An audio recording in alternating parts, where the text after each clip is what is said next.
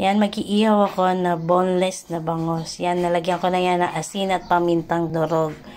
Matagal yan nasa rep. Tapos ito ang ilalagay natin, sibuyas, kamatis, bawang, magic sarap, pamintang durog at pamintang crack. Ayan, nahalo ko na. Tapos lalagay na natin. Mahilig talaga ako sa paminta. Lalo na pamintang crack sa isda. Kasi masarap eh. Lagay na natin.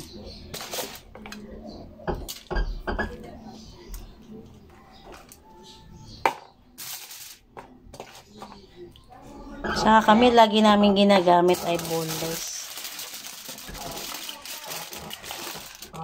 Yung isang bangos. Mahilig talaga kami sa boneless na bangos. Kasi dito sa amin, mura ang boneless bangos.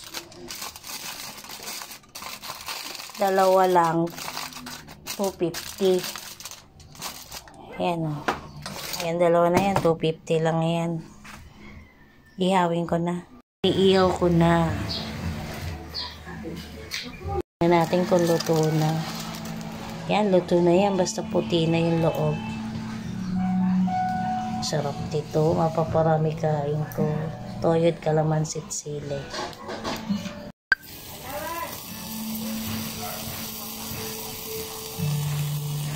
Luto na rin ako.